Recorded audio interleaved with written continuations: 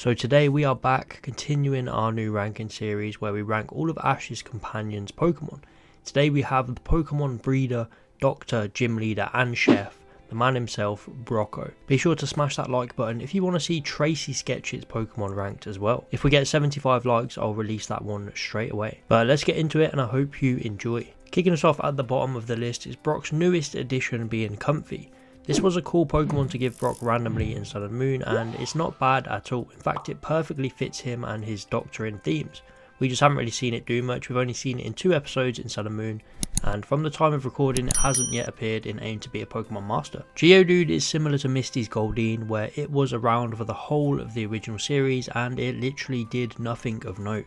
It was just your typical rock Pokemon for a rock gym leader. I liked it in the gym battles of Ash, but other than that it didn't make an impact or have any sort of development. Next up is Sudowoodo, and I don't really know where to stand on this Pokemon. There's no denying it is one of Brock's most prolific Pokemon.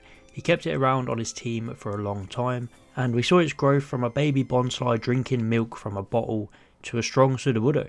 And I just can't really remember many times where it impacted me watching it. Sure, it was nice to see Brock caring for it as a young Bonsly, but the development beats were just too staggered and didn't really have any huge moments. I don't hate Sudowoodo, I think it suits Brock perfectly. I just wish it got more singular episodes to focus on its development. Alright, so Vulpix is probably a little too high since it didn't actually do much for Brock and didn't have much development, but I just love what this Pokemon meant. It was a symbol of Brock's determination to become the greatest breeder. It was gifted to him by one of his icons, a massively successful breeder Susie, and of course someone who he had feelings for. And let's be honest, she had feelings for him as well, and I'll stand by that to this day. And Vulpix was the trust that Susie left Brock in raising it. It's just a shame that we didn't get to do much with the actual Pokemon.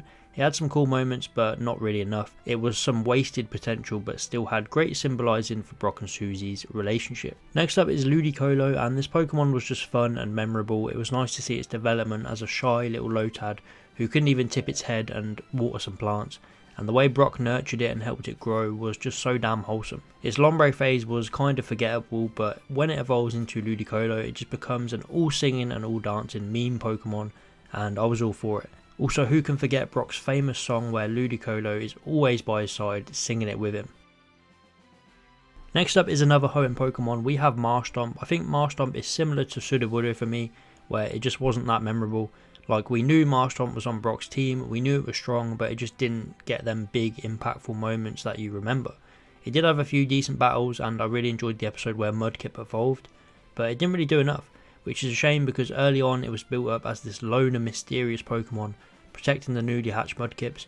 It had so much potential but it didn't fulfill it. Next up we have Fortress Explosion! Much like a lot of Brock's Pokemon, Fortress has had times where it's just been so epic, and then it also had times where it would literally disappear for so many episodes, especially during Johto. But towards the end of Johto, the writers actually remembered that he owned a Pineco. They gave it an amazing evolution moment where it saved Brock's life, and then it just became this rapid, spinning, exploding machine. It was just a cool Pokemon, I love its design, and Brock would bring it out when things got rough.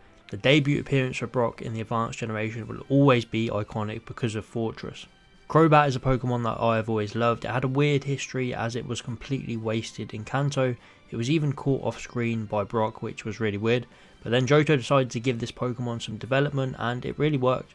Although it got it in very small doses, the episode it evolved into Golbat was really good.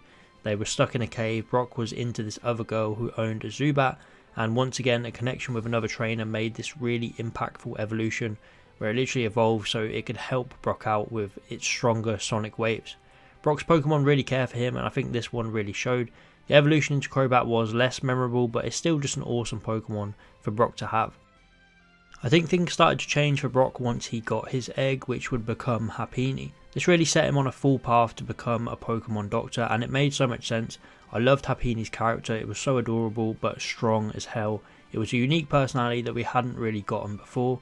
We see Brock being really gentle and caring towards it, helping Happiny grow just like he did with Bonsly, but Happiny just had way more development and impact. Eventually Happiny would evolve into Chansey in a great episode that solidified Brock's new dream to become a Pokemon doctor. It was awesome.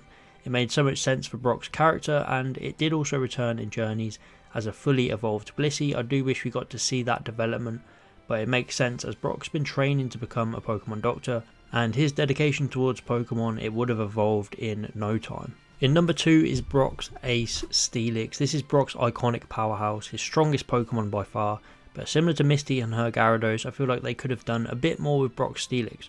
They could have showed its development. Onix had a decent amount of appearances in the original series compared to his other Pokemon.